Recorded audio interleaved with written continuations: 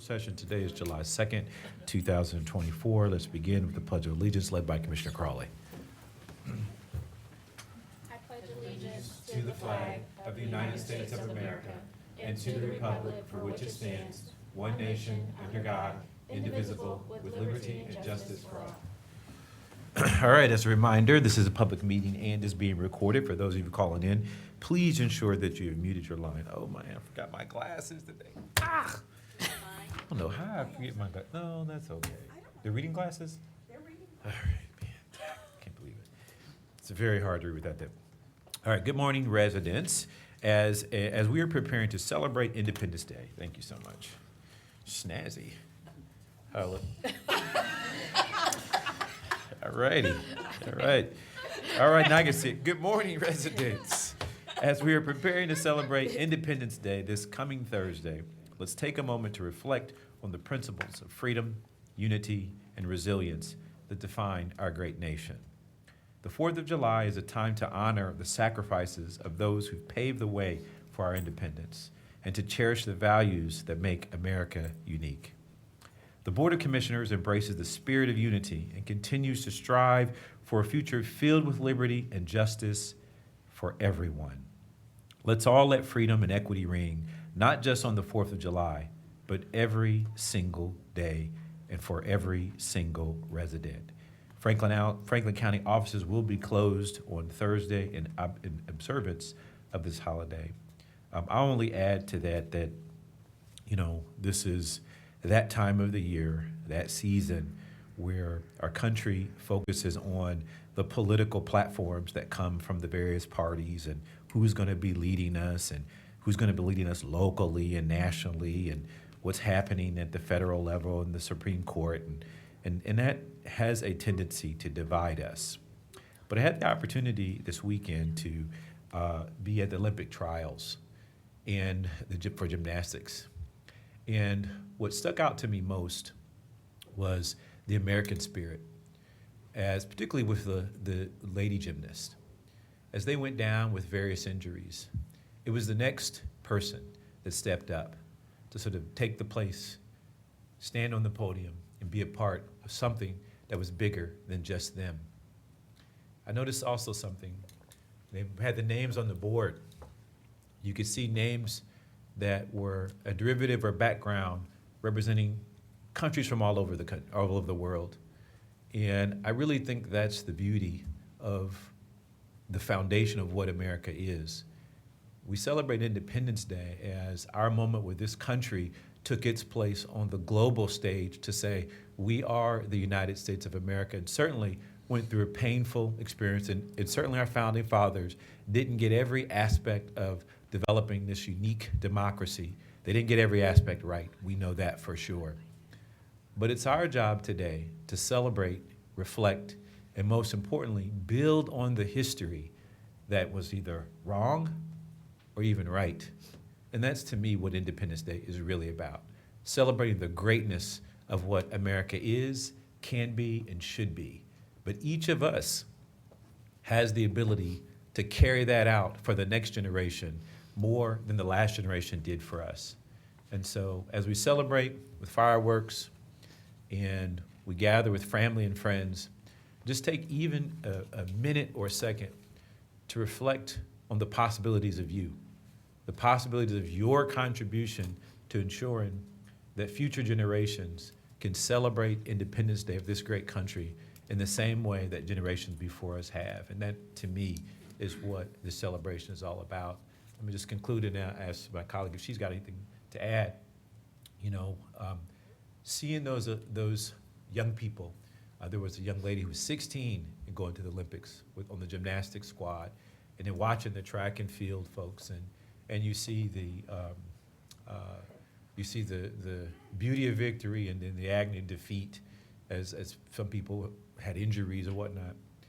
But I was always stunned and maybe even inspired by their resilience to stand together, to pick each other up. Somebody falls on the track or somebody gets hurt in gymnastics. I was always just inspired by how the other athletes would rally around that person. And keep in mind, they're competing against that person for a spot on the team. But at the end of the day, the underlying message is that we're all Americans, and we stand for something that's bigger than us. And it's our job to build on it so this country can truly be the best that it can be. So, Commissioner Crowell, anything to add? I don't have anything to add. That was really good. I second everything that you said. Thank you. Thank you for those words. And thank you for sharing the story about being at the trials. Yeah, that's good. Thank you. It was quite the event. I mean, I've never been to the Olympic trials.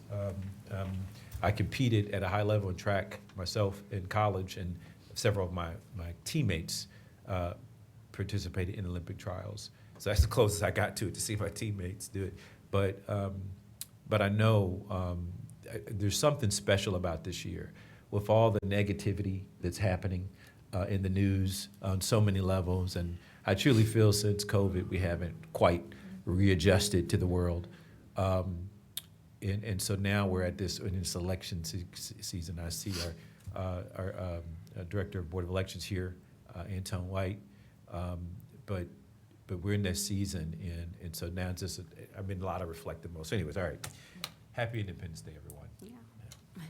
All right, we'll get right at it. Madam Clerk, Auditor first. Resolution number 53424, resolution authorizing a consultant contract with Argus Growth Consultants Limited for the provision of tax incentive program consulting services in the amount of $30,000. Good morning, Commissioners and County Administration. Trenton Weaver, Deputy General Counsel for Franklin County Auditor Michael Stinziano. I'm sorry I have to follow that wonderful presentation, so thank you for sharing that. But we do have one item for you this morning. The Auditor's Office is seeking approval of a consultant contract with Argus Growth Consultants. Argus will be providing a comprehensive review of the Auditor's Office's tax incentive administration processes, which includes reviewing team composition and oversight structure. Additionally, Argus will provide recommendations for best practices and step-by-step policies for tax incentive staff to follow when administering new incentives. Pending any questions, we would ask for your approval. Thank you. If there are no comments or questions, move for approval of Resolution 53424. Second.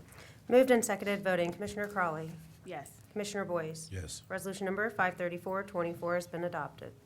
Thank you. Thank you. Thank you. Corner.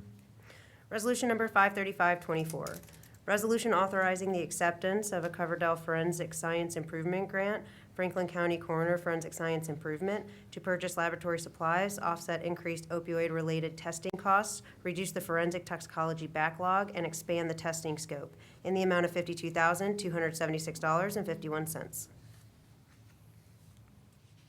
Good morning. My name is Rebecca Durenz. I am the Deputy Chief Toxicologist at the Franklin County Coroner's Office. Our office has applied for and been awarded the Coverdell Forensic Science Improvement Grant in the amount of $52,276.51. This grant will be used to purchase laboratory supplies, offset increased opioid-related testing costs, reduce forensic toxicology backlog, and expand the testing scope. The overall result will be enhancement of the services provided by our office to the communities of Franklin County. With that said, we are looking for your support in authorizing this resolution for acceptance and usage of the grant.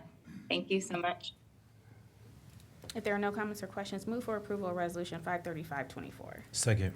Moved and seconded, voting Commissioner Crawley, Yes. Commissioner Boyce. Yes. Resolution number 53524 has been adopted. Thank you. Thank you. Thank you. Board of Elections. Resolution number 53624, resolution authorizing the purchase of additional new voting equipment from Election Systems and Software in the amount of $1,307,320. Good morning. Antone White, Director, Franklin County Board of Elections. This morning, I'm seeking your approval for a resolution authorizing the purchase of additional new voting equipment for an amount not to exceed $1,307,320. Today's resolution will authorize a second contract modification with the original purchase agreement with our voting equipment vendor, Election Systems and Software, to acquire 278 additional express vote ballot marking devices and 20 DS200 precinct scanners, and as well as the associated software. This equipment will be used to support our efforts for the upcoming presidential election to be held on November 5th, 2024. Pending any questions, I ask for your support. If there are no comments or questions, move for approval of Resolution 536-24. Second. Moved and seconded voting, Commissioner Crawley. Yes. Commissioner Boyce. Yes. Resolution number 53624 has been adopted. Thank you. Yep, good to see you, man. Good to see you, and just piggyback off what you said, Commissioner, we hope to do our part, in terms of showing bipartisanship. We do that every day at the Board of Elections, and so we're looking forward to having a very good election season and supporting our voters and making sure they have a positive experience. Outstanding. Thank you so much. Thank for your you. service. Yep. Thank you. Engineer, we have a public hearing for the resolution 537-24. Can the clerk please read the public hearing notice?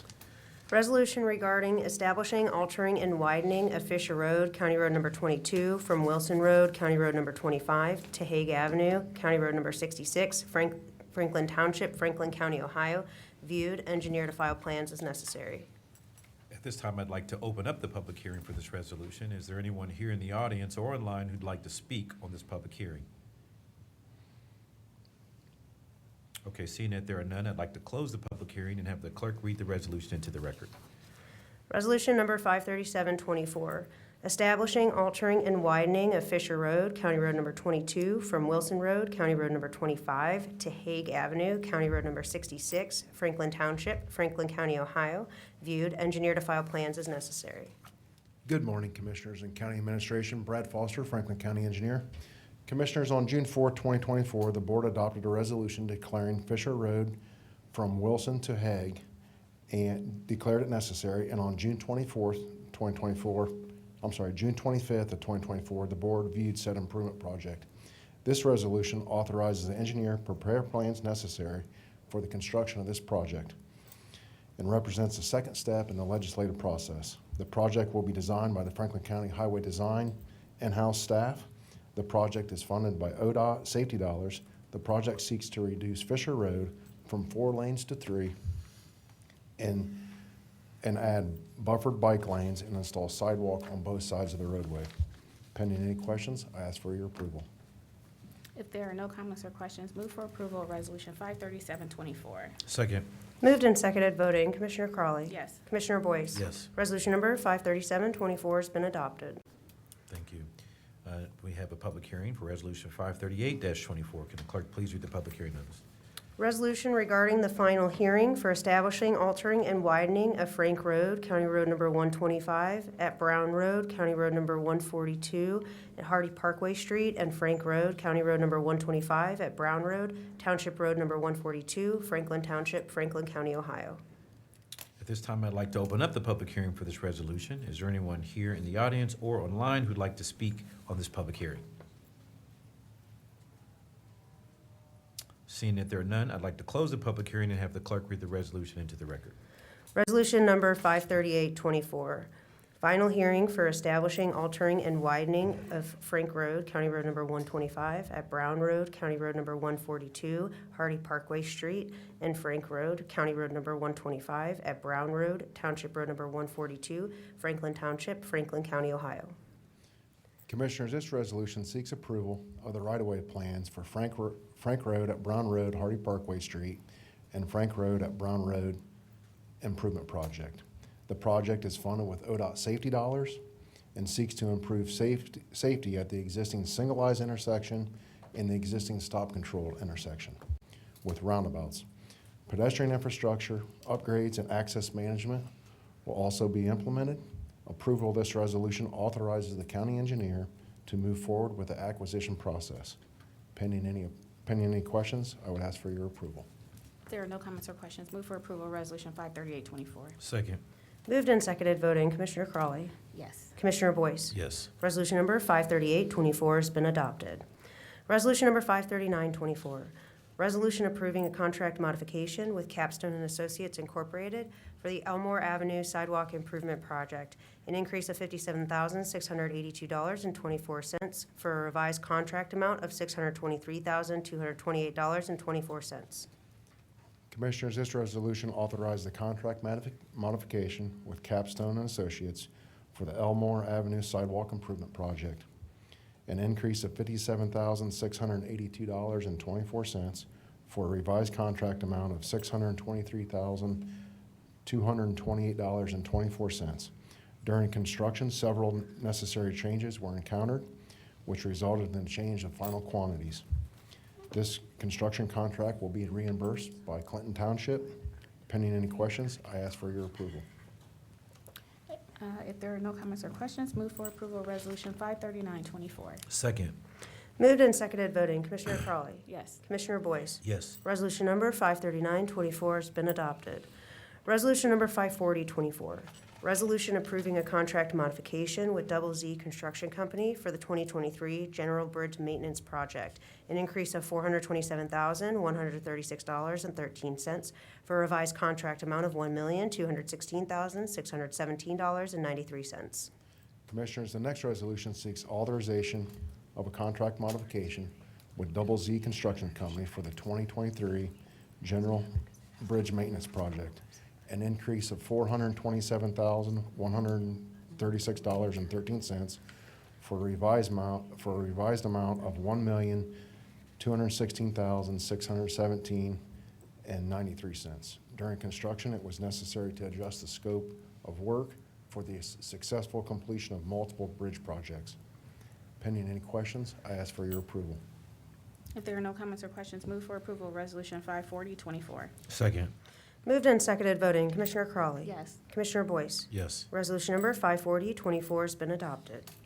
Resolution number 54124, report first of the Franklin County Engineer establishing sums of compensation for a portion of the owners of property abutting the Hahn Road 1.25 over Grant Run, GAC-CR 136-1.25, Improvement Project, Jackson Township, Franklin County, Ohio, in the amount of $1,322.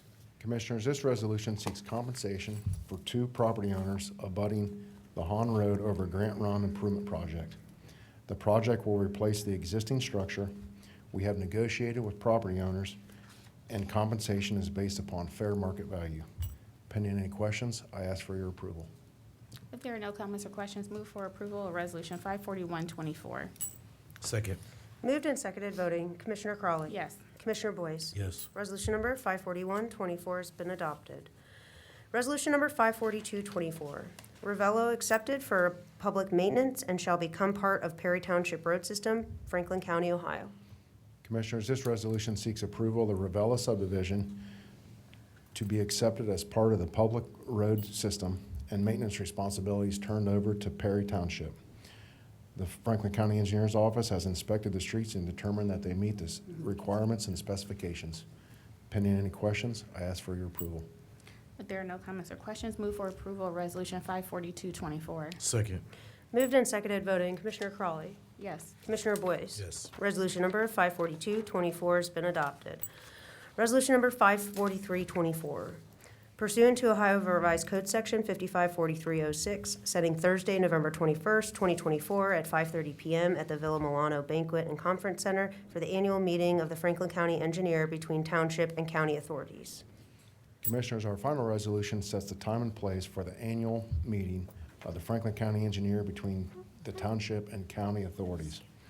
The 2024 meeting will be held on Thursday, November 21st, 2024 at 5:30 at Villa Milano Banquet and Conference Center. All county elected officials and county administration is welcome to attend the annual meeting. Please reach out to myself to RSVP. Once again, the date of the meeting is November 21st, 2024 at 5:30. Pending any questions, I ask for your approval. If there are no comments or questions, move for approval of Resolution 54324. Second. Moved and seconded voting, Commissioner Crawley. Yes. Commissioner Boyce. Yes. Resolution number 54324 has been adopted.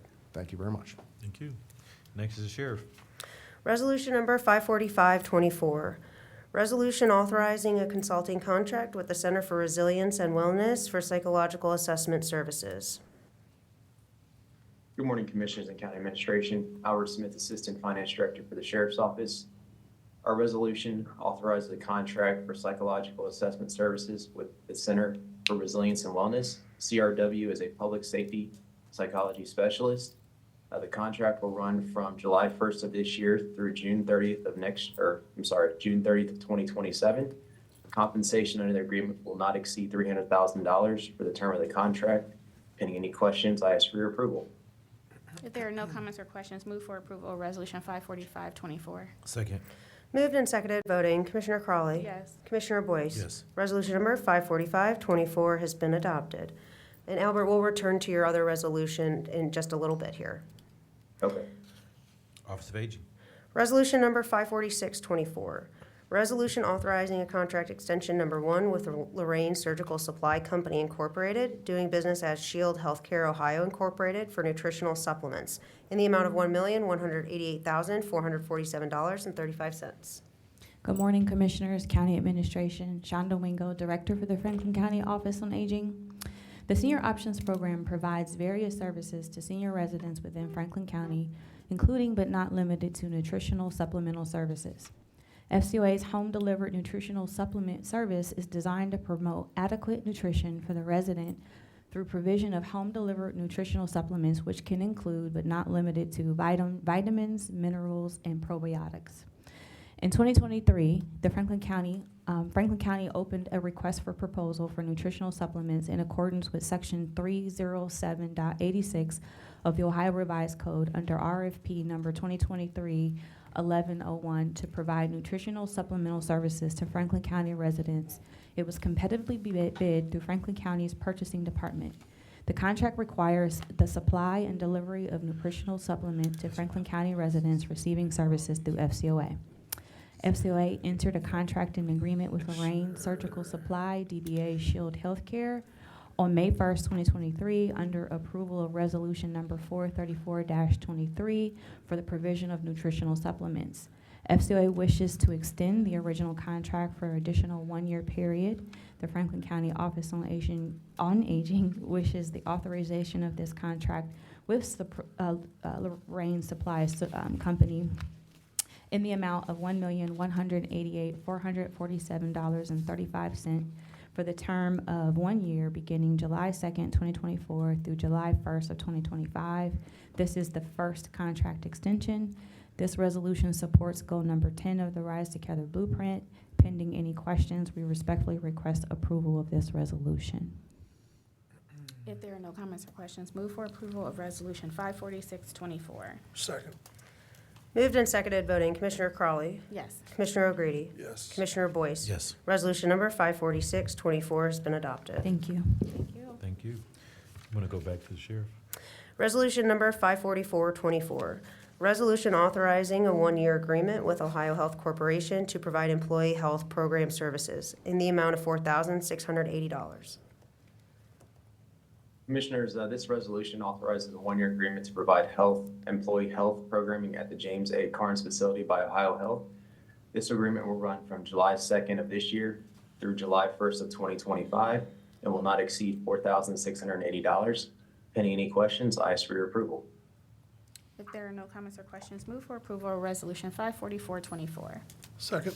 Moved and seconded, voting, Commissioner Crawley. Yes. Commissioner O'Grady. Yes. Commissioner Boyce. Abstain. Resolution number 544-24 has been adopted with Commissioner Boyce's noted abstention. Thank you, Commissioners. Thank you. Thank you. Next is Child Support Enforcement.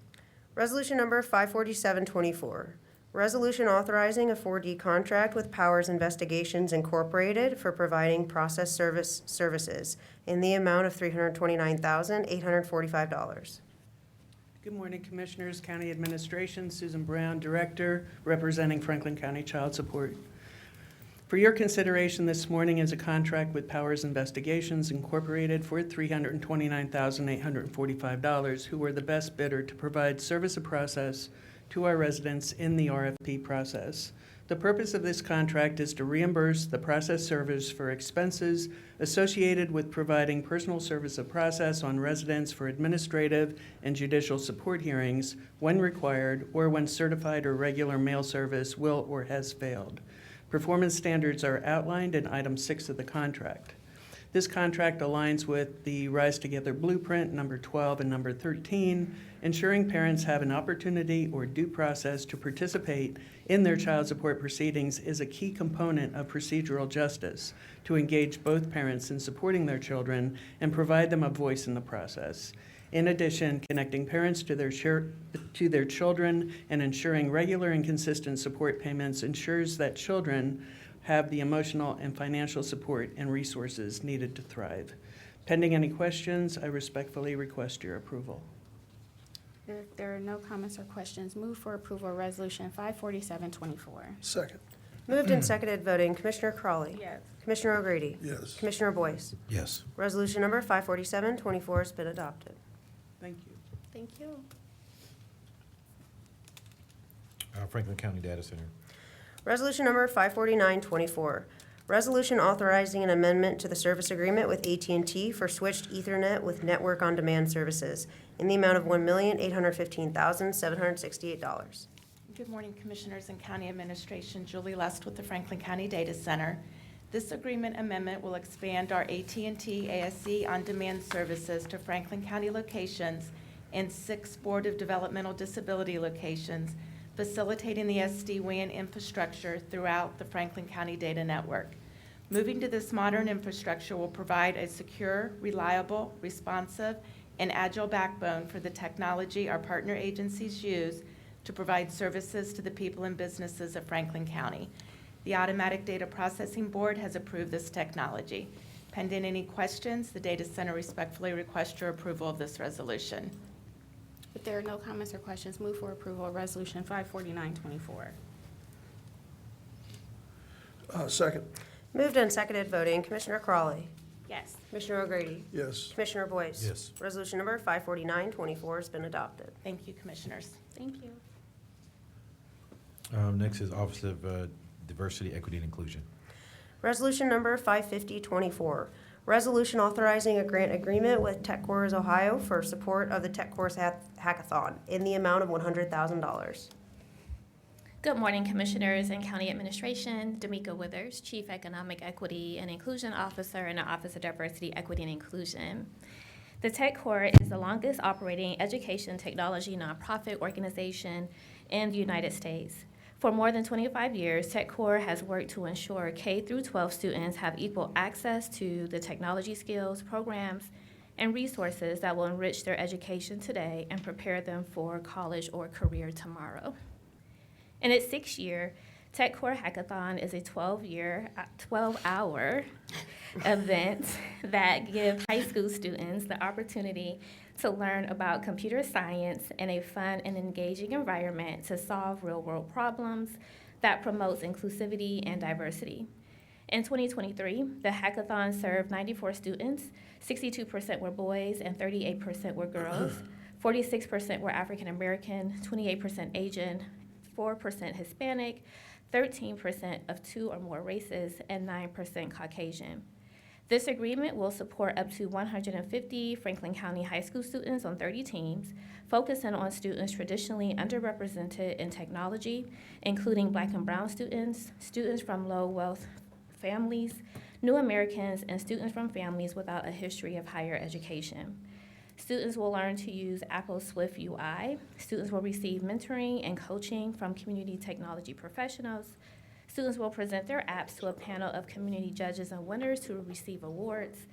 The winning team from each region will be recognized at the Ohio State House during 2024 Computer Science Education Week in December.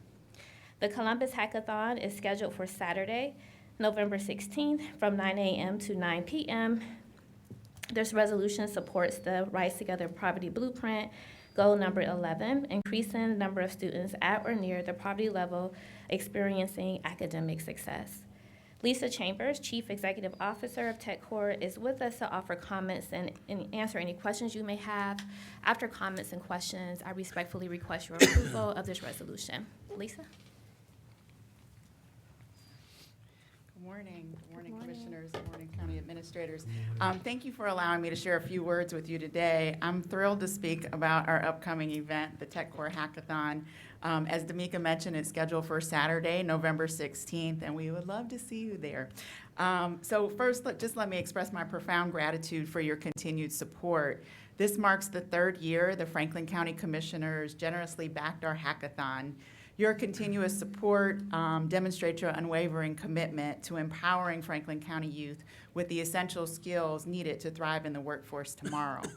With funding from the City of Columbus and your substantial investment, we are poised to serve a record-breaking 300 students in Franklin County this year.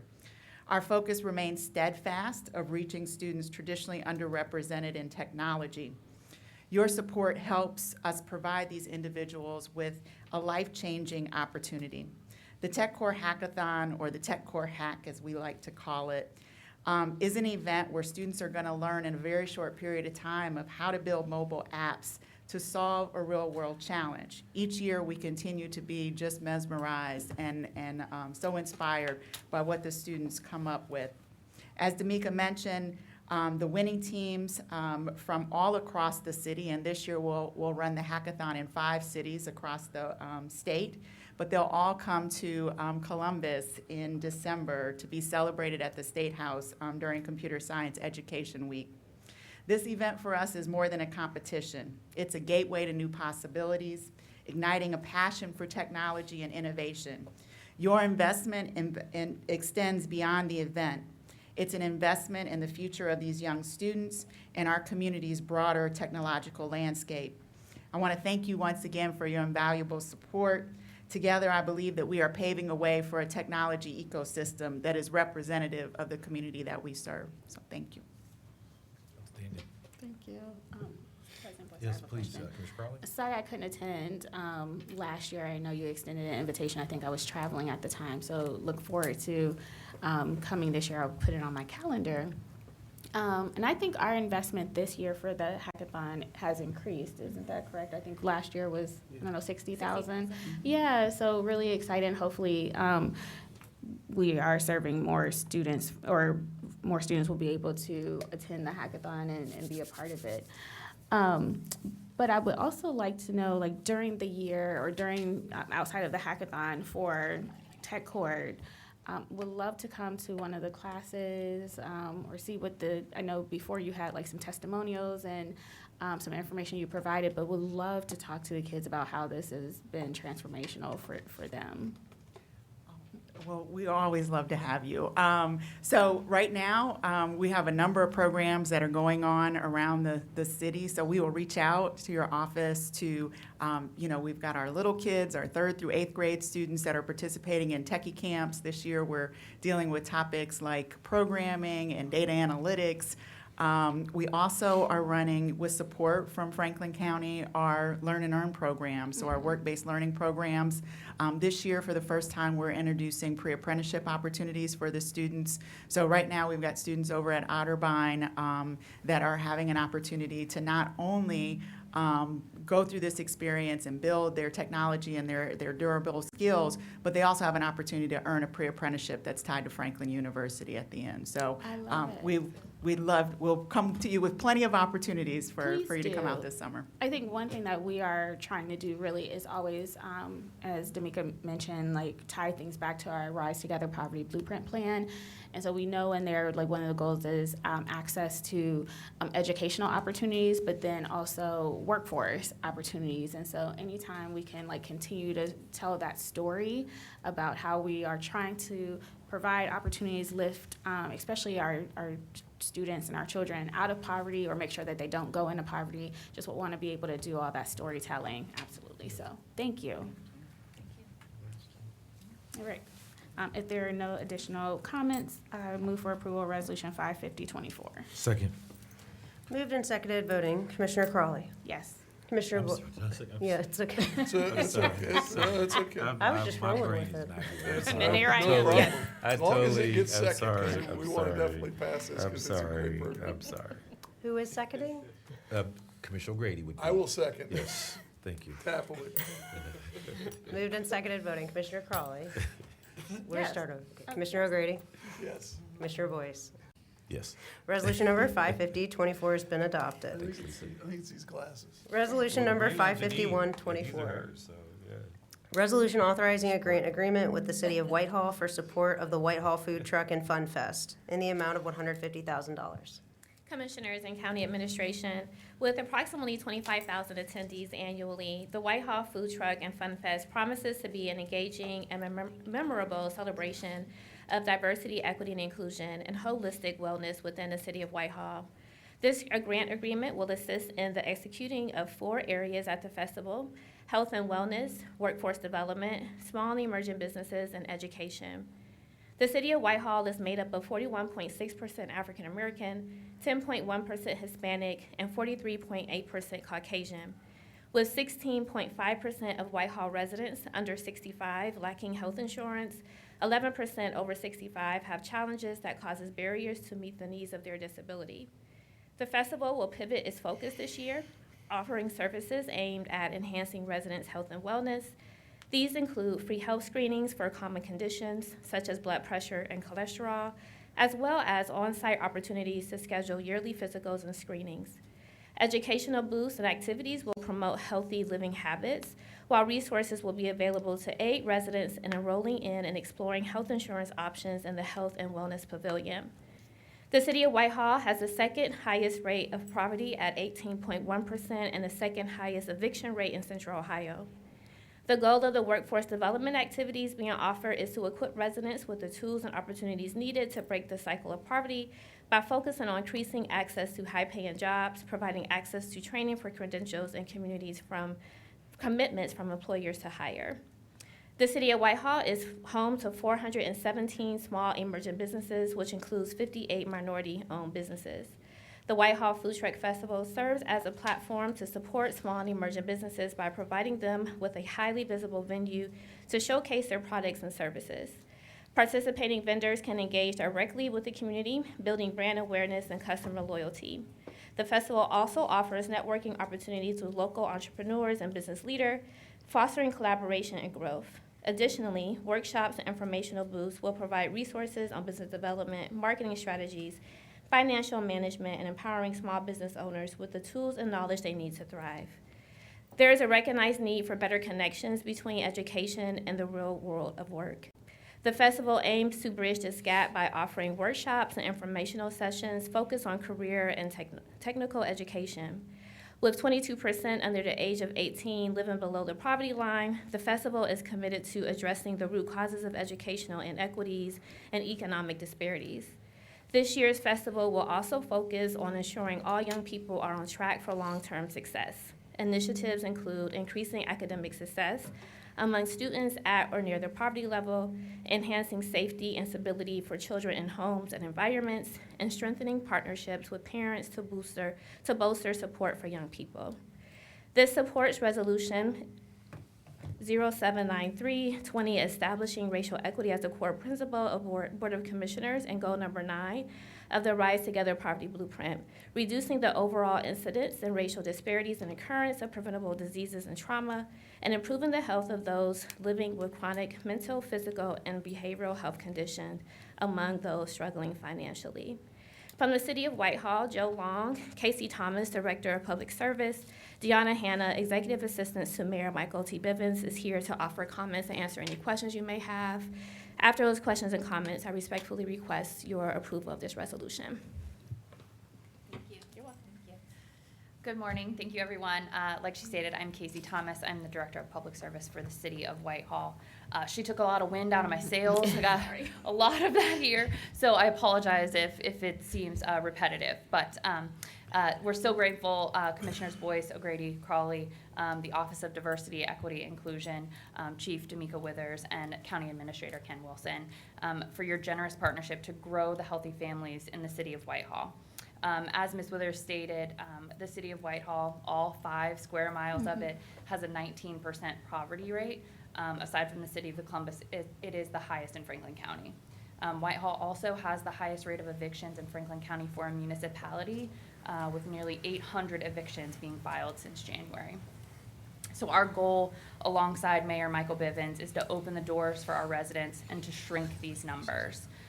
To do so, we're committed to providing our residents easy access to jobs, wellness, and educational resources. Our first step towards these goals is the reason that we're here today.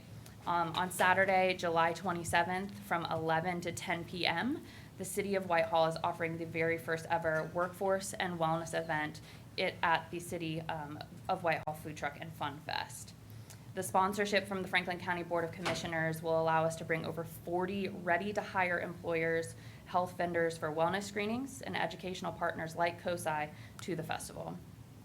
This directly impacts Whitehall residents and Franklin County residents as well, as the fest does draw around 25,000 people each year. In the city of Whitehall, we are firm believers that healthy families build healthy communities, and the partnership with Franklin County Board of Commissioners is giving our families the resources to thrive. So again, on behalf of the city of Whitehall and the countless individuals whose lives will be touched, we thank you for your unwavering commitment to making our community a better place for all. And together, we stand in making with you at making Franklin County a thriving place to live for every resident every day. Thank you. Thank you. I have a couple questions. Sure. It was less about the food truck and Fun Fest. I wholeheartedly support this and understand what you're trying to do and reach the community with this festival. But some of the numbers, statistics that you provided, I was not aware of. And so tell me what the total population of Whitehall is We in have all right 5 around schools. 20,000, give or take. 20,000 people, and between 20,000 people is the population of Whitehall, and between January and July 2nd, so just barely 6 months, 7 months into the calendar year, you have almost 800 filings. So I would assume by the end of the year, you would have probably more than 1,000 filings for a community that only has a population of 20,000 people. And our goal is to make that less, of course. No, of but course. yes, I yep. mean, of course, but That's I'm the just, yeah. It's just unfortunate, because then I'm thinking out of all, 17 cities we have in Franklin County, Whitehall is close to the smallest with the Probably, yes. highest Yep, 5 square rate of miles. evictions. Mhm.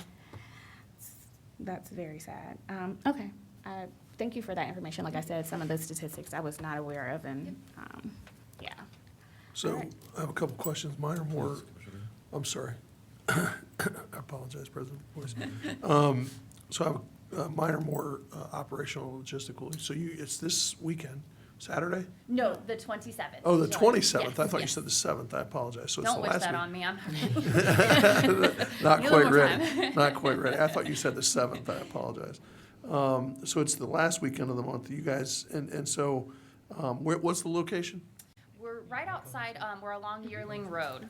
So the central address is around 538 South Yearling Road between Broad and Main. And how many trucks are you expecting? We have 36 this year. Wow, that's a pretty Yeah. big festival. Good. And this is, how many years you guys been doing this? This will be our 11th year. Nice. That's a big annual tradition you guys have going. So food truck festivals are becoming the norm here in Franklin County. The big food truck festival that's been going on here is now, and I think it started in 2011. So this is, yeah, it was, it's a long story to it, but yeah, it started in, I think, August of 2011. And so it's, originally was at downtown at the Columbus Commons, then it moved to the riverfront, and then it had, because of COVID, it moved out to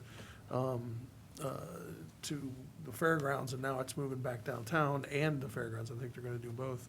But, so this one being the 11th year, so it's one of the bigger ones in Central Ohio. So, congratulations to you guys for such a successful event, and the fact that you're marrying it with,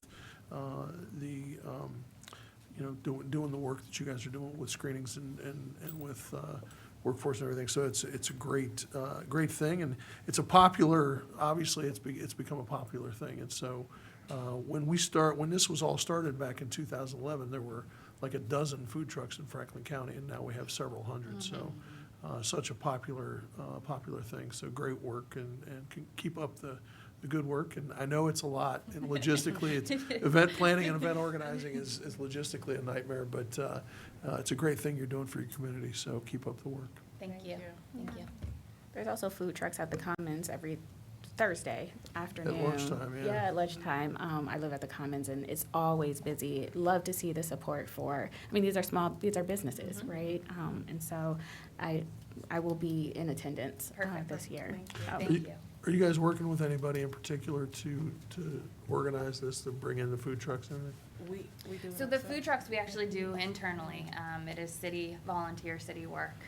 But the workforce, we do have a partner that is working with us for the workforce and wellness piece. And Deanna can speak to them. Oh, good. So this year, we're partnering for the workforce with NCUS. So they will be bringing in about 45 employers. Fantastic. And then we have about 8 to 10 in the healthcare arena. That's great. That's great. The only thing that I would add, and this is probably to Director, you know, I love our partnership with the municipalities that exist within Franklin County boundaries. I know over the years, and we just had Juneteenth, and we celebrated that, supporting Reynoldsburg. We've done so many things with Gahanna and Hilliard, and I love this relationship with Whitehall. I was just out there last week for the Thursday Night Thriller, and I know Administrator Wilson joined me out there, and I don't know how many families and kids are out there, but I would you say 5,000? I don't know. It was a lot. It was a lot. I would say could have been easily 750 to 1,000. Yeah. I don't know. I felt like it was because it was jam packed. There was nowhere to park. There was our numbers differ greatly. I know you're saying that, but that's typical of the administrator and myself. Wasn't intentional, President Boyce. It was not It's okay. intentional. It wasn't for the intentional record. this time, sir.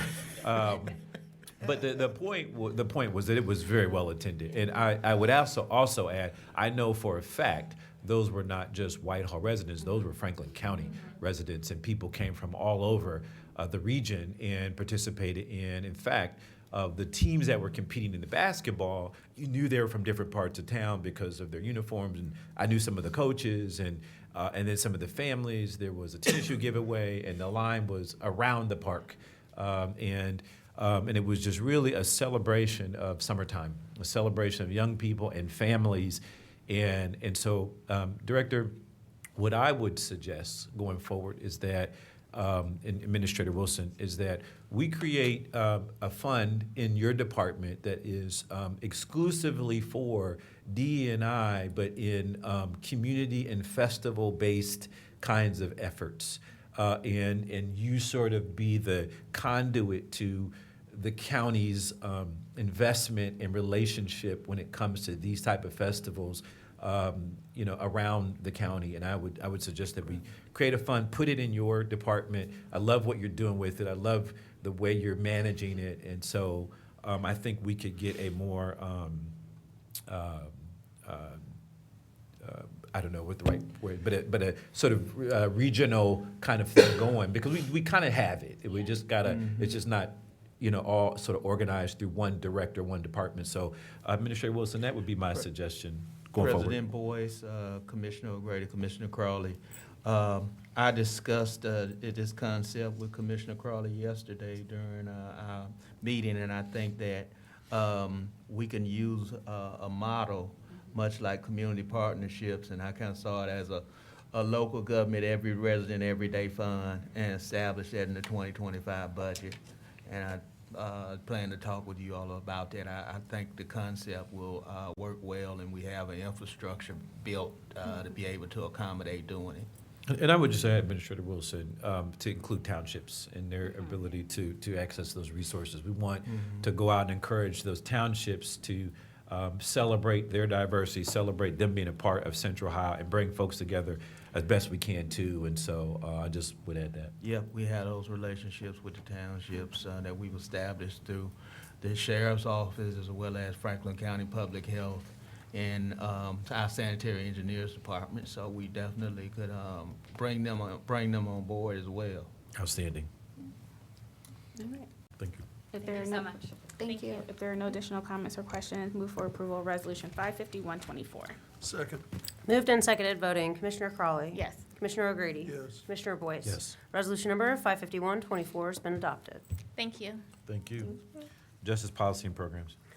Resolution number 55224, Resolution authorizing 2 sub-grant awards and contracts for services with Alvis Incorporated to support prevention, treatment, and recovery from addiction, including opioids or any other co-occurring substance use or mental health conditions through the FY 2024 Local Opioid Settlement Government Fund Grant Program in the amount of $381,241. Good morning, Commissioners and County Administration. Caitlin Looney, Deputy Director of Justice Services with the Office of Justice Policy and Programs. As you know, housing is a critical need for all of our residents, and our justice-impacted neighbors face additional challenging barriers when trying to get this basic need met. This resolution will support 2 sub-grant awards to Alvis Inc.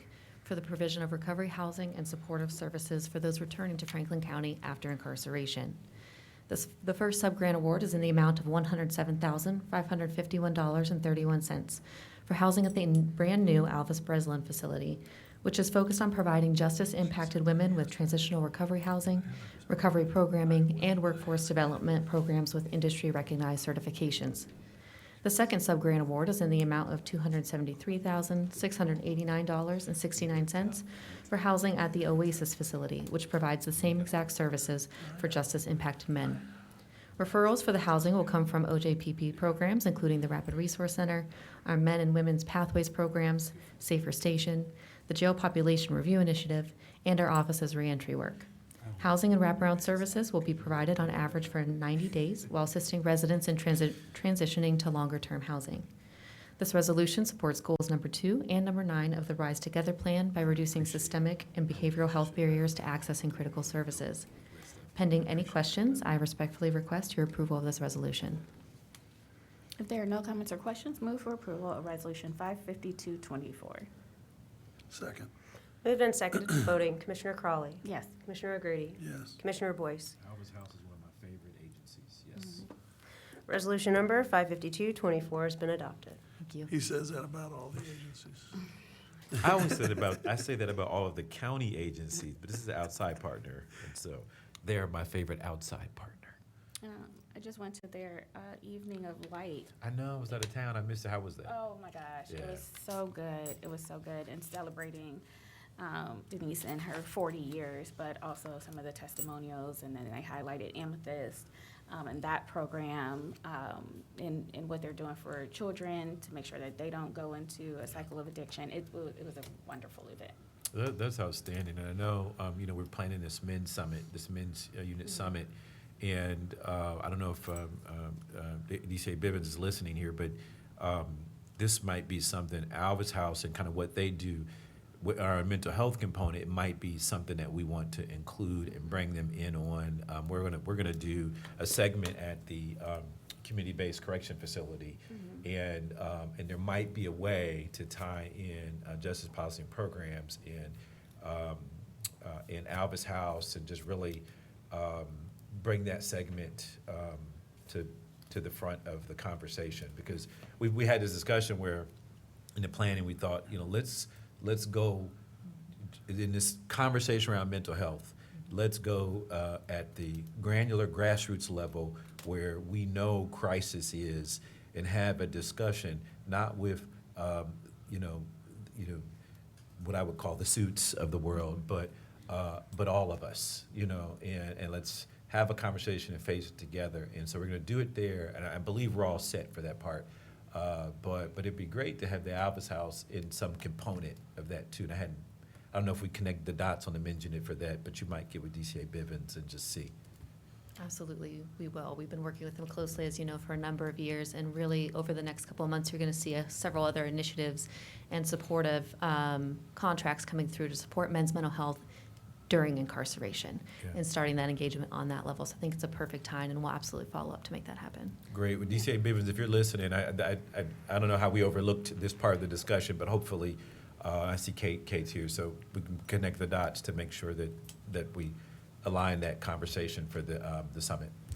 And I think ongoing, I had my weekly or biweekly briefing with HHS yesterday, and one thing that I said to Director Wingo and Director Pride chimed in was talking about what does substance use disorders look like for our aging residents? I know you're always talking about, doing more with our aging and having more programming, but especially for like mental health and addiction, it can look different for our aging residents, and especially like our men who are aging. So I love that you're bringing that component into your men's summit, but also just for the summit, but then year round, like what can we do to support our aging? Because addiction and suicides, especially for men, are higher, especially for our aging.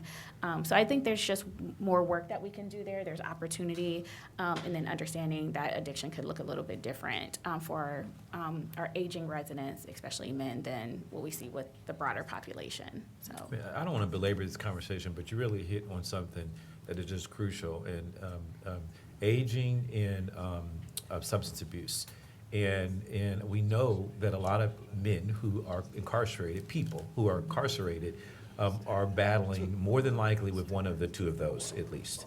And I recently buried a very close relative of mine who's younger than me, by the way, for substance abuse experiences. And I'm still struggling with the idea that there wasn't more that we could do.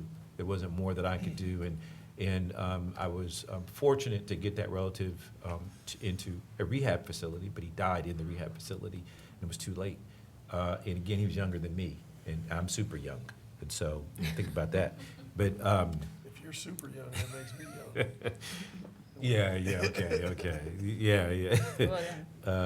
We know what you're going to say. You know what you're going to say. But to your point, though, and I know I see DCA Bivens, she knows when I speak her name. She shows up. No matter where I am, she would just pop up if I speak her name. I don't care where I am. She's like, I better go defend myself. Yeah. Or that. That's more than likely the situation. But we're talking about the Men's Unit Summit, and really just connecting the dots around mental health, substance abuse. We got this component that we're doing at the community-based correction facility, and with Alvis House is thinking maybe there's some kind of way to include them as part of either a panel discussion or some type of, you get the point, And then Commissioner Crawley, as you came in, was talking about mental health and substance abuse and zeroing in on that. And we've been talking about this as part of this summit. Because the vast majority of, for those who are listening and may not understand this, African-American men make up about, I'm going to talk about Ohio, about 6% of the population, but make up about almost 55+% of the correctional inmates in this state. Those numbers transfer to each local municipality or community and county, maybe even in a greater way. Embedded in that is substance abuse and mental health as the major factors that led to their crisis situation that landed them in jail. And so this convening that we've been working on for a couple months now, and I think the men are doing fabulous, that you're overseeing, doing a fabulous job. Embedded in that is this deeper conversation, deeper dive about mental health and substance abuse that we've got to build a platform for. We know that the conversation is going to just be that, but it's really about the work that goes after that. And that's where you come in, that's where Alvis House comes in, that's where all these Adam H. agencies come in. And so, I think just connecting this for the community-based correctional facility component will be valuable. Please, DCA Bivens. Joy Bivens, Deputy County Administrator of Health and Human Services. We've been thinking beyond the summit, right? How do we operationalize mental health for our entire community when they interface with whatever entity that we are representing? The way that we greet them, the way our lighting is, all those things we now are starting to work on as a team on what does that look like, so we can identify folks when they walk in our doors, but also so we're not creating trauma by some of the things that we don't know that we may be doing, maybe the tone of our voice, right?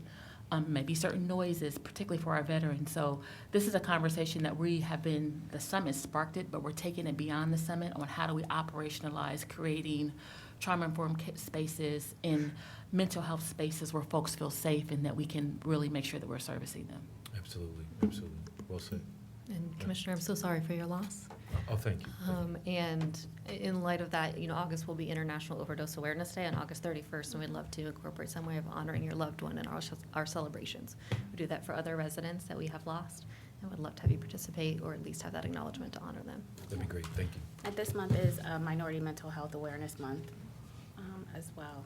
So a lot we can do in this space. But if there's no additional comments or questions, move for approval of Resolution 55224. Second.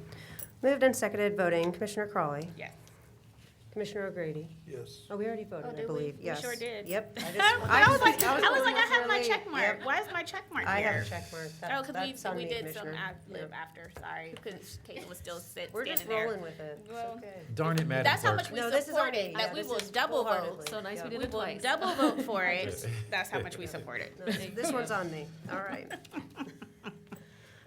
Oh, purchasing, next, thank you. Resolution number 55324, resolution approving purchases for various Franklin County agencies in the amount of $1,353,579.16. Good morning, Commissioners. Megan Perry Ballinier, Director of Purchasing, and joining me this morning is D'Amica Withers, Chief Economic Equity and Inclusion Officer for the Office of Diversity, Equity, and Inclusion.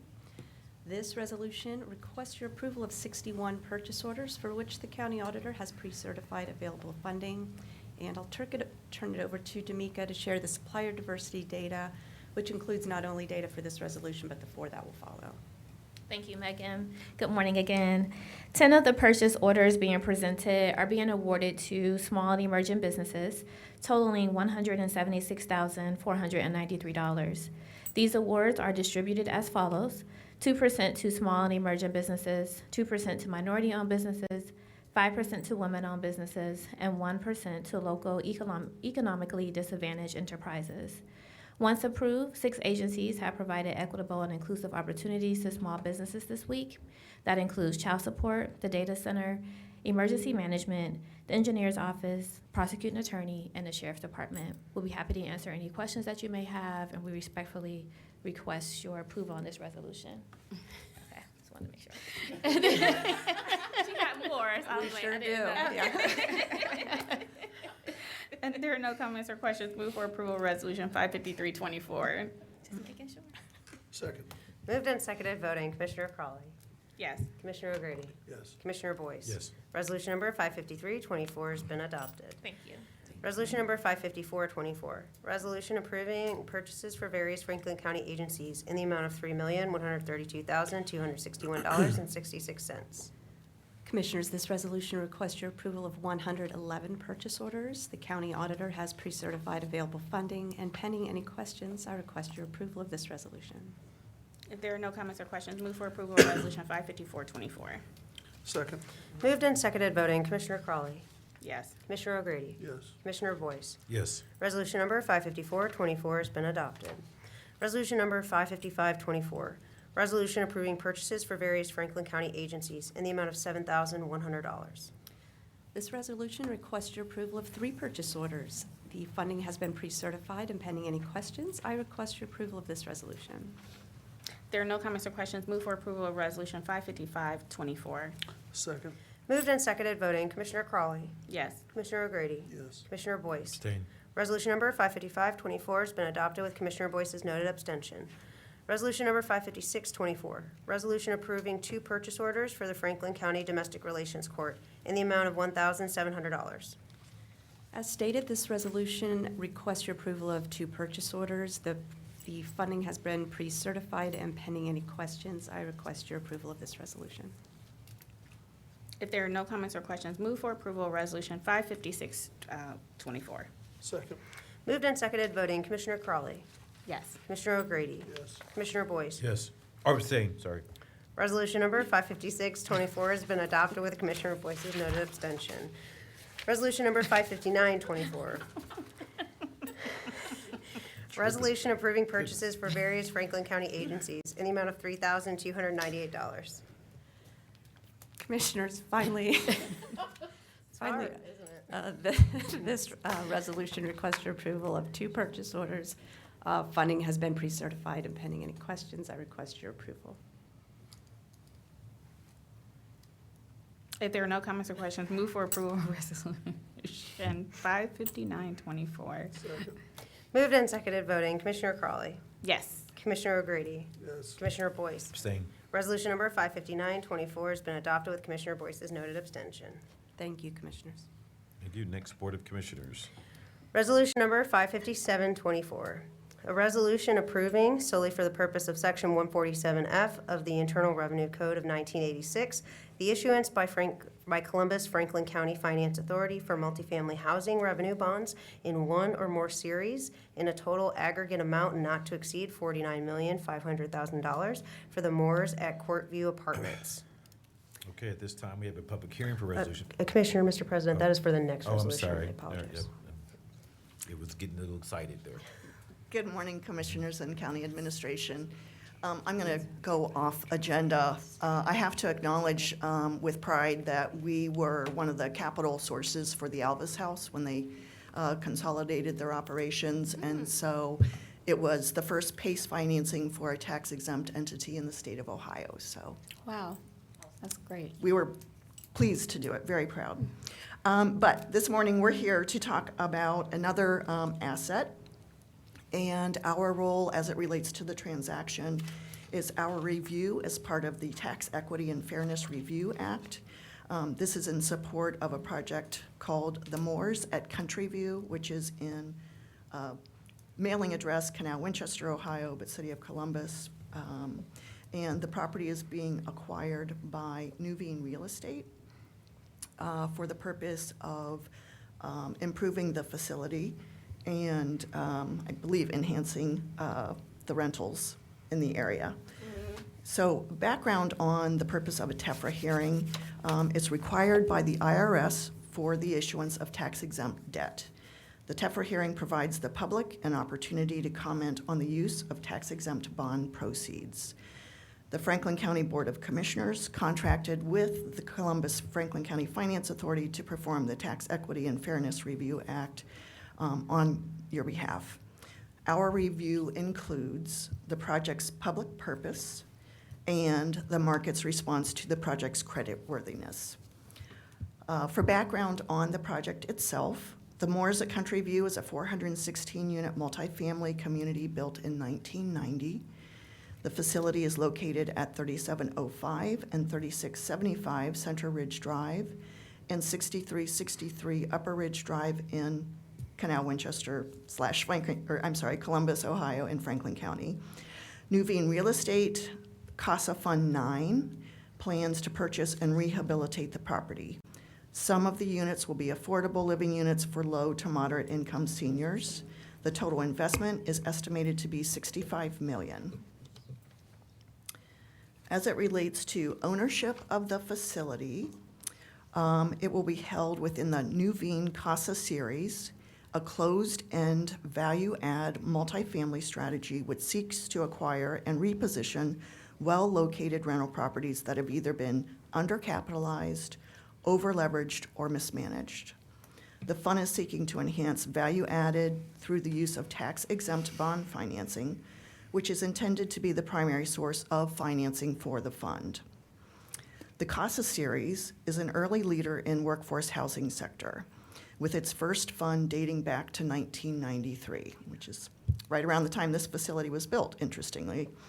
As of December 31 of 23, the CASA series comprised approximately $4 billion of multifamily assets under management, including approximately $2.3 billion of tax-exempt bond finance apartments.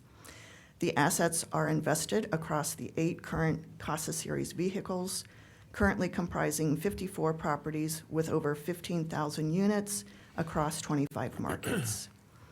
As of December of 2023, the CASA series had acquired over 176 apartment properties and sold 122 apartment properties. Within the 176 apartment investment since inception, 66 assets were acquired through tax-exempt bond issuance, and the CASA 9 is the latest offering within the series. The Series A purchaser of the bonds will be Bank of America N.A. The Series B purchaser will be ML CASA 9. ownership of Nuveen Real Estate is TIAA, and they acquired Nuveen in 2014. TIAA, which is Teachers Insurance and Annuity Association of America, is a retirement fund. It is a financial services organization that provides a variety of financial solutions, including retirement services, investing, education, and advice. TIAA is a leading provider of financial services in the academic, medical, cultural, government, and research fields. TIAA has no public shareholders, and their charter requires that TIAA operate without a profit. TIAA is uniquely able to return profits to participants and reinvest in the business for future sharing. Their vision, since 1918, we've championed a singular belief. A secure retirement should be available to everyone. Today, we're fighting harder than ever to ensure all people can live a better life beyond work. And they are ranked one of the world's most ethical companies. Back to the project and the tax-exempt issuance. We, the Columbus-Franklin County Finance Authority, plan to issue its multifamily housing revenue bonds in one or more series to support the project with a maximum aggregate principal amount not to exceed $49.5 million. The proceeds for the sale may be used to acquire and rehabilitate the residential rental facility and, as permitted, certain costs associated with cost of issuance, paying capitalized interest, and funding debt service reserves if necessary. The bond resolution was approved by my board June 19th of this year. The bonds will be issued pursuant to the provisions of Sections 13 and 16 of Article 8 of the Ohio Constitution and Sections 4581-21 through 4582-60 of the Ohio Revised Code. Pursuant to the Act, the bonds will not constitute debt, liability, or obligation of the County of Franklin, the City of Columbus, the Authority, the State of Ohio, or a pledge of faith and credit of the County of Franklin, the City of Columbus, the Authority, or the State of Ohio, but shall be payable solely from the funds pledged to make payment thereof. A substantial portion of the funds are expected to be issued as exempt facility bonds pursuant to Section 142 of the Internal Revenue Code. In order to finance the project with tax-exempt bonds, the applicant must receive elected official approval, which is being sought by the Franklin County Board of Commissioners. As it relates to our review, the public purpose, so multifamily residential projects meeting certain requirements are eligible to be funded from bonds, the interest on which is exempt from federal income taxation under Section 142 of the Internal Revenue Code of '86. Requirements imposed by the code include an allocation of volume cap by the state of Ohio for the project and ongoing compliance with income and rent restrictions. An application for the allocation of volume cap has been submitted to the state. And there is an expectation that 100% of the units will range between 30 to 80% AMI. If volume cap is allocated by the state and all other requirements of the code are met, we believe the financing may be completed on a tax-exempt basis, subject to final approval of bond council opinion. Section 4582-21 of the Ohio Revised Code provides that one of the authorized purposes of a port authority, such as the Columbus-Franklin County Port Authority, or Finance Authority, is to enhance, foster, aid, provide, or promote housing within the jurisdiction of the Port Authority. The materials indicate that the project will provide the housing within the jurisdiction of the Finance Authority, and therefore, if all other statutory requirements are met, the Finance Authority may issue bonds to finance the development of the project under Chapter 4582 of ORC. As it relates to the market response, the bonds will be privately placed with Bank of America N.A. My understanding is they have a long-standing relationship with Nuveen and the CASA series in purchasing these bonds. We have an indicative term sheet available from Bank of America NA as part of our packet. Further, wanted to note that the mandatory public hearing was hosted in our office on May 31, and the notice of which was published in the Columbus Dispatch on May 23rd. When I hosted the meeting at our office, there were no attendees, nor were any written comments received. With this said, we do find that the issuance of tax-exempt bonds does seem to be in order for this particular application. And pending any questions, we would recommend approval of this bond resolution. I am going to invite Tom Healy, who's with Nuveen Real Estate, to join me at the lectern, and we'll be happy to answer questions you may have. Tom, did you want to offer any comments before we open up for questions? Good morning. In the interest of time, I don't have to. I mean, Patty covered it really well. We've got all day. Yeah, we're going to be here all day. Yeah. Yeah, I mean, I can, in terms of just Nuveen, and I'm here representing Nuveen, I think, you know, there's a big diversified strategy within Nuveen in terms of our offerings. TIAA is our owner. They are our largest client, and so everything that we do is aligned with their mission, as Patty said, to provide retirement with dignity for all. So, you know, I think when we think about this strategy on our workforce housing side, we've got a large platform on our impact investing side that does more, you know, Section 8, Capital A affordable projects. I think we do a lot in terms of that mission, in terms of affordable housing, and we have a lot of experience with it. And this will be our first transaction in Columbus, but we, as Patty said, we cover the country, and we've done this in a lot of different jurisdictions and have a lot of experience with it. Sure. Thank you. Thanks for being here. Welcome, Central. Patty, if you could maybe just talk a little bit about the experience of the authority with transactions of this nature. I mean, is this something that we've done in the past? We've got some history with where we offer our tax-exempt bond financing vehicle to entities like Nuveen Realty or TIAA-CREF. And by the way, you know, I want to be careful when you say they've not turned a profit, because that, you know, I would tend to disagree with that. And we can. I don't think there's a need to go back and forth, but they are one of the largest funds in the world. You can't become that without turning a profit.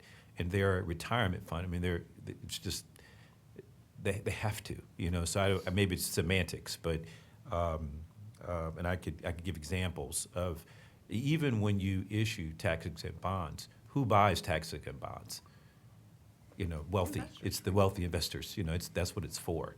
And so I just want to be careful when you talk to the public that we're educating them in the appropriate way. I'm not saying you're being misleading, but I just want to offer both perspectives on that. So if you could, my question was, talk about the experience of the authority doing this type of transaction with this type of entity.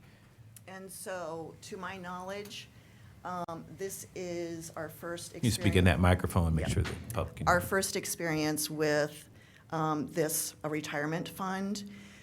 Since I've been with the organization, which is 2020, we've done a number of tax-exempt issuances for affordable housing developers such as Woda Cooper, Kittle, and we've got a few more in the pipeline in the queue this year. But developers that are directly linked to a fund? No, I believe I stated that this was the first for an investment type of owner, and that we have done other tax-exempt issuances for affordable housing developers. Sure, right. The tax-exempt that's what it's for. You know, that's what your authority is really set up to do, is provide tax-exempt bond financing for projects like you talked about earlier, like Alvis House, you know, in projects that there's a broader community benefit. In this case, certainly affordable housing is that where I'm struggling with, Tom, and I don't want you to mistake my line of questioning to say that, you know, we're not a welcoming community, because I think we very much are. But I'm skeptical of entities like TIAA-CREF and Nuveen Realty in the affordable housing space. And one of the things, that if you could answer this question, you indicated that you'd bought 176 acquired, you used the term acquired, 176, because bought is different than acquired. It's 176 properties, and then sold 122 of those properties. So what's the game plan for this particular property? Is it a hold and manage, or or you don't know? Is it based on performance of the property, and you evaluate every 5 years? I mean, how does that work? Yeah, so typically with the bond finance transactions, and so to be clear with the fund, not every asset is bond financed. So it is a market rate strategy with the investors in the fund wanting to execute this tax exempt strategy. That's why they've been participants in the fund since 1993. With the tax exempt assets, generally what happens is, so for the fund itself, it's at least a 5-year business plan, right? The fund itself has a 10-year life, and so no shorter than 5 years. And then on the bond finance side, we have a separate account vehicle outside of this investment I'm sorry, vehicle. I just want to make sure I follow you. Did you say, so a 10-year life for the fund, and what happens at the 10-year? Then is it self-liquidated, and that means the assets are sold, or what happens at the end of the 10 years? Yeah, so that's where I was going with it next. So at the end of the 10 years, the fund itself liquidates, and usually what happens with the tax-exempt assets in the fund is there's a separate account vehicle that's a long-term hold. We call that Casa Grande, and it's the same clients that are in the value-add strategy, and a lot of times what happens is these bond finance deals go into that long-term hold bucket because they want access to this particular strategy and they want to continue it long-term, hence why we're on the 9th in this fund strategy. So, you know, some examples of tax-exempt assets that we still have in that particular investment vehicle: Minneapolis, Phoenix, Omaha. You know, some of them have been in there for 10 years, some have been in there for 20 years. We sold a deal out of that investment vehicle a couple of years ago that had been in that investment vehicle for 25 years, and those are examples of long-term holds. Yeah, Tom, and that's, you kind of really highlighted my concern, you know, and that's where it gets dicey, you know, when funds like yours acquire property in places like Central Ohio. And that's probably where, you know, I'm not going to belabor this and go back and forth with the authority or it is what it is. I won't be supporting it today because I don't believe that this is the type of relationship that benefits the long-term requirements of a growing metropolitan community like Central Ohio. I think the actions that we do as commissioners today are really not about what happens today. The real result of those actions is 10 years from now. You know, my own experience is, and I've been at this almost 30 years, I know you're looking at me thinking I look way too young to have been doing this for 30 years, but I have, and I'm reminded of the joy that many folks have with use of the riverfront. I run down there almost every day, go for a long run, and I can remember when I first started in this business, how we deliberately set that up and took the actions. Those are the result of the Central Ohio to today is the actions that we took 20 years ago and 10 and 15 years ago, not immediate. And so I worry about relationships like this because we have a history here with complexes like Wedgwood, Colonial Village, Sawyer Tower. I can go on and on and on, where embedded in who owns them are private equity funds or funds that don't have the relationship here. And so I'll end with a couple of questions that I hope you can answer. One, can you assure us that that particular property, when the 10-year term of the fund concludes, won't be a part, because I understand what you're saying, they're transferred into the larger funds, but oftentimes when that happens, they weed out sort of the low-performing properties and the fund itself, and so that's why when you say they don't make money, no investor is going to stay in a fund since 1993. He said they were almost there. So they're not going to stay in the fund if it's not making money for them. Now, they may report that the fund is not taking its, they may say our management fee is not, performing. But I can assure you, those investors are making good money. That's why you'd use a tax-exempt bond vehicle. But what I want from you, Tom, is assurance, one, that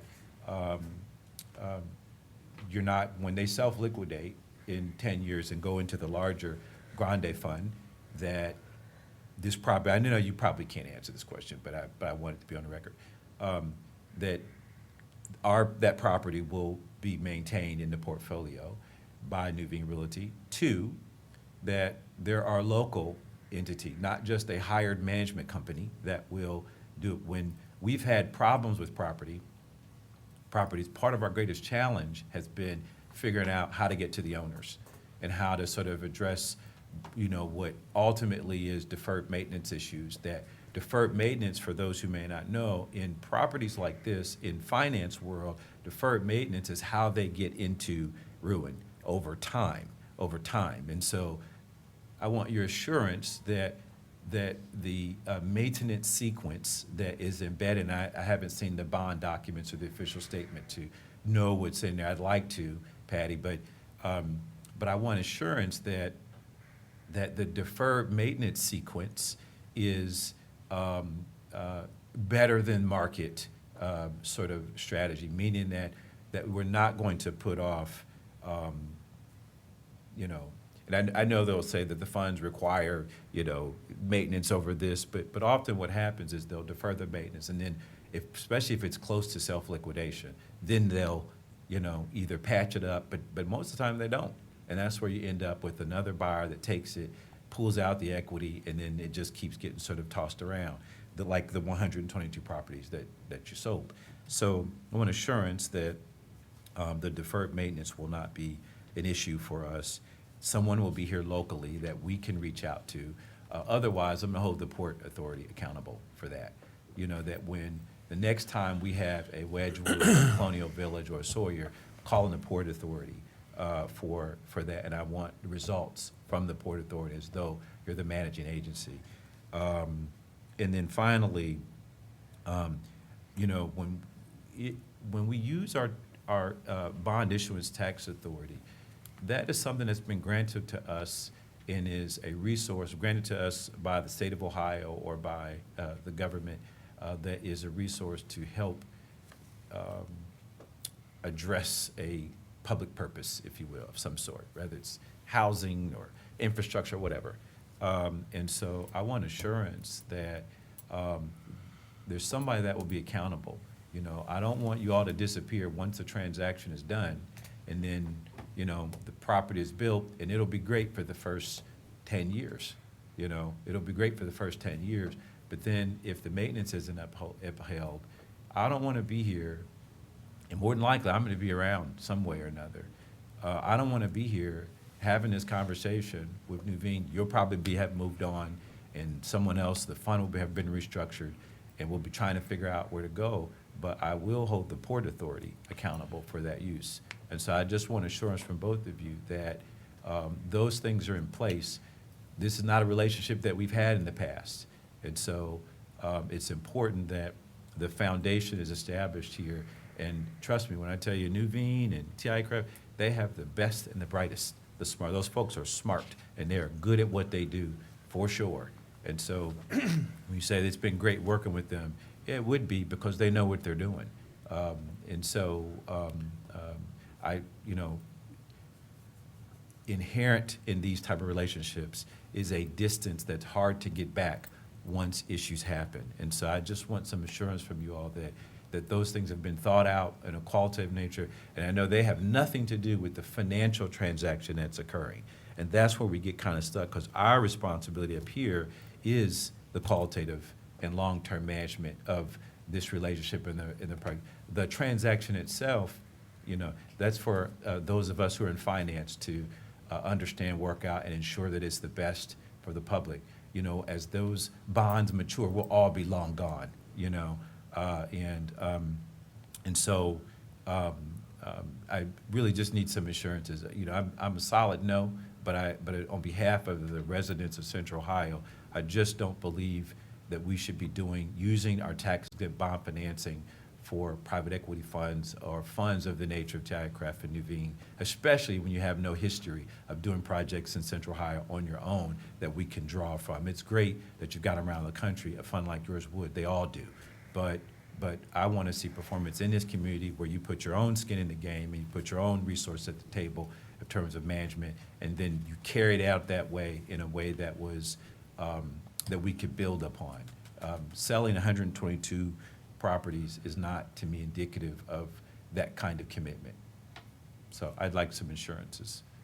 President Boyd, if I might. Can he answer my questions first? Oh, I'm You'd sorry. like? Yeah, sure. So, first of all, fully respect everything you just said, and I think there's a lot of really good points in there.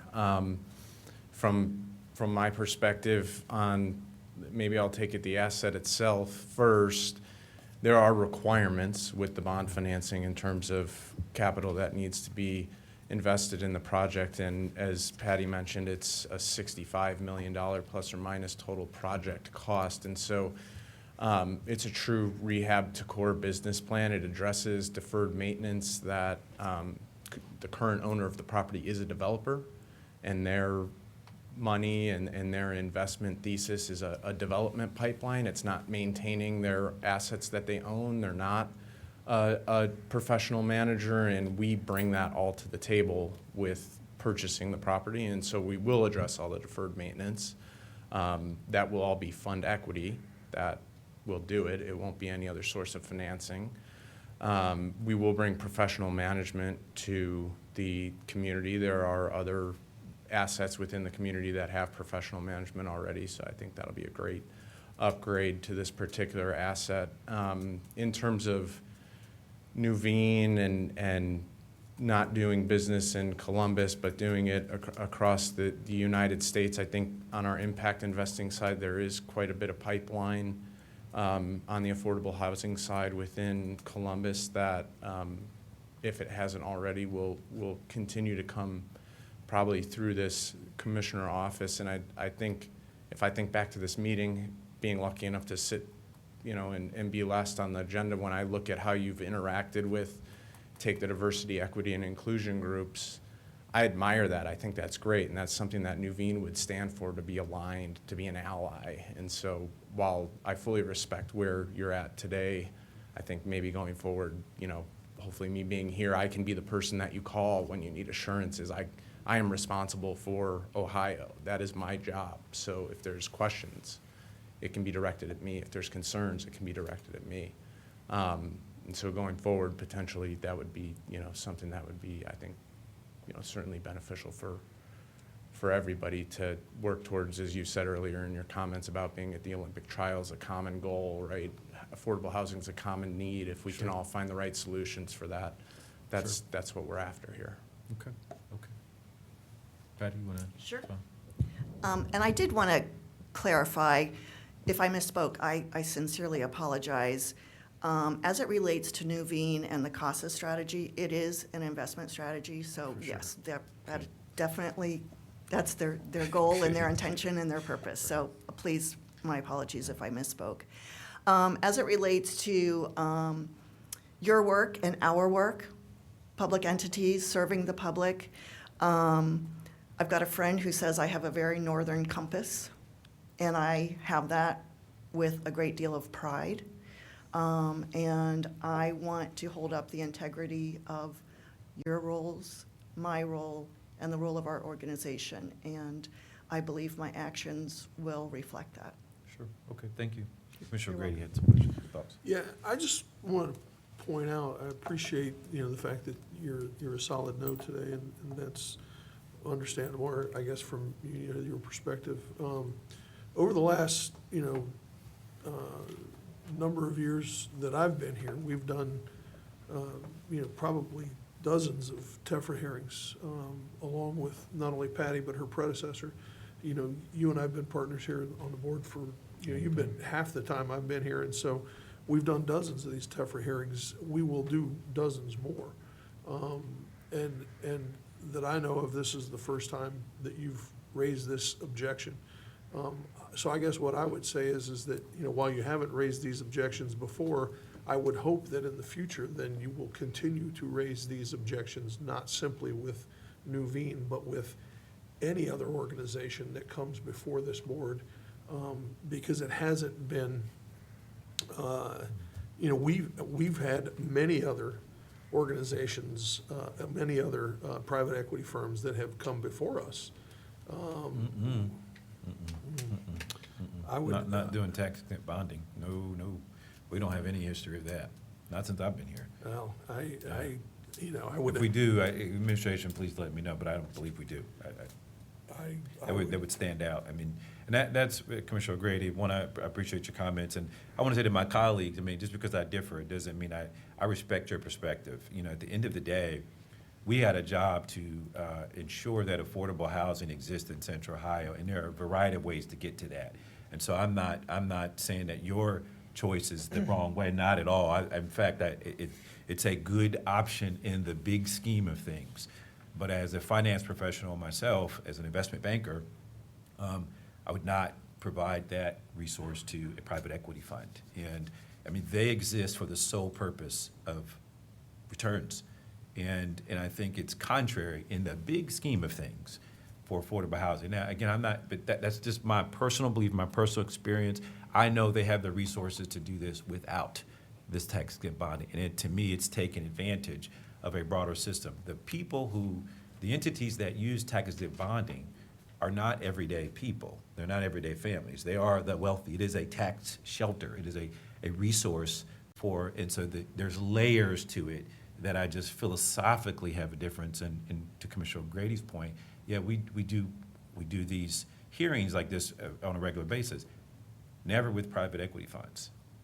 And I think it's just different. TICREF is a mega fund who has all kinds of resources. And I'm interested in see how the relationship goes. I will take this man at his word, and certainly Patty in the Port Authority at your words. And I can only do that, but I also trust my colleagues in their perspective. Just because we differ doesn't mean they're wrong and I'm right, or I'm right and they're wrong. I mean, that's not what I'm saying. I want to be clear. I've got two very smart colleagues that understand this bigger scope. I just differ in my perspective on this particular thing, and I hope you prove me wrong. I honestly do. I hope I'm wrong and not right, and you can I can assure you that I will be consistent. The next private equity fund, because we'll have a history that we can refer to, is different for a developer. A developer is a component. Nuveen will hire a developer to do the project, or they'll be that part of the project. But they're affiliated, they're a subsidiary of this larger component that has endless resources. They don't need the tax exempt bonding. They could do this just like that, and it wouldn't even scratch their portfolio.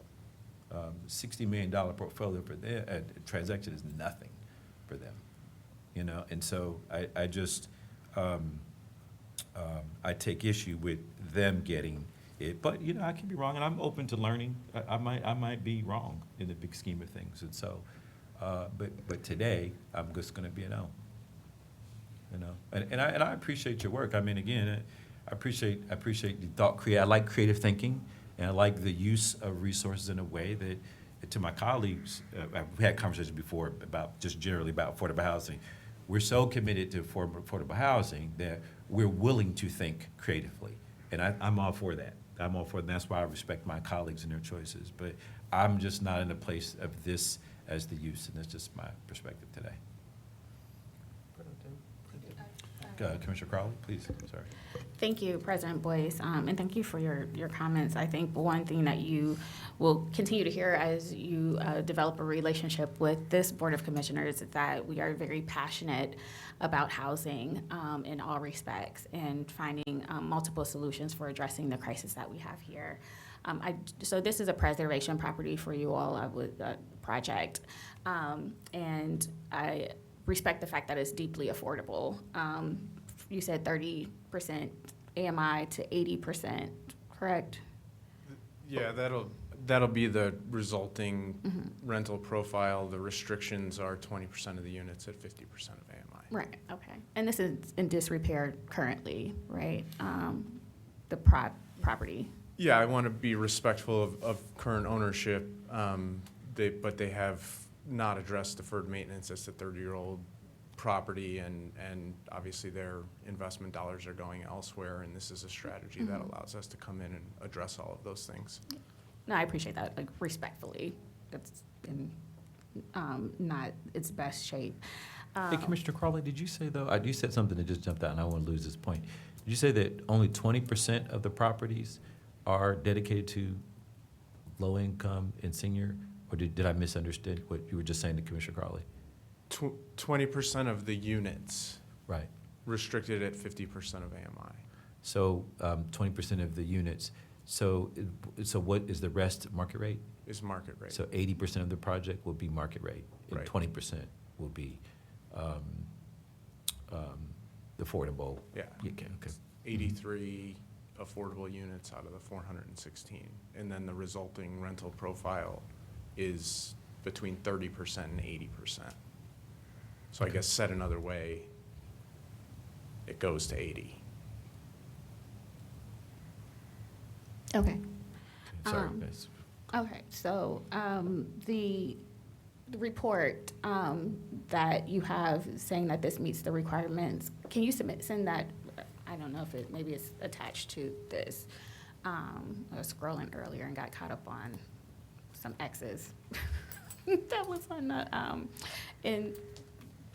yeah. Anyways, so can you send the report to all of the commissioners that says like this meets all of the statutory requirements? Yes, I will do.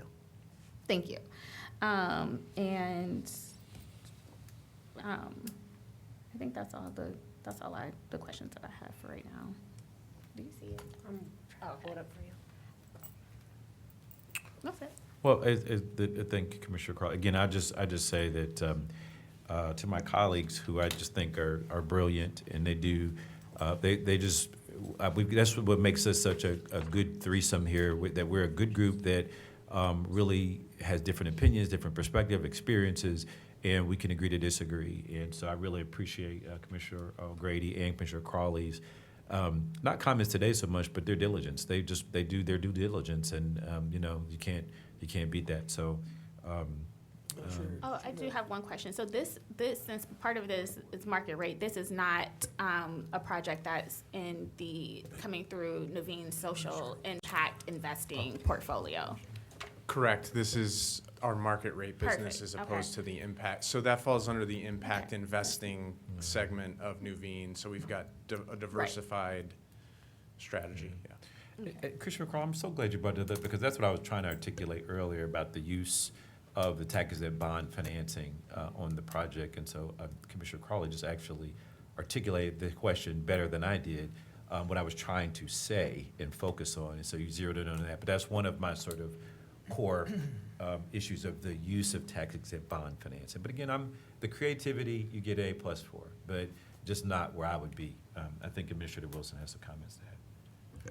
Thank you, President Boyce, Commissioner O'Grady, Commissioner Crawley. When the 416 units are being renovated, what will they be done? The work will be done, and the residents be able to stay in the units, or will there be some transitional displacement?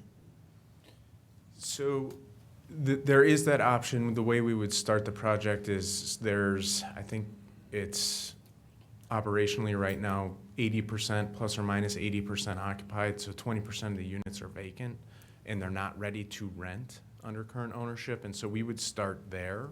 Okay. And those would become ready to rent and be rented to new residents, and then you could have the option to stay if you wanted to, or you could be moved to another unit, or if you wanted to move out, you would move out.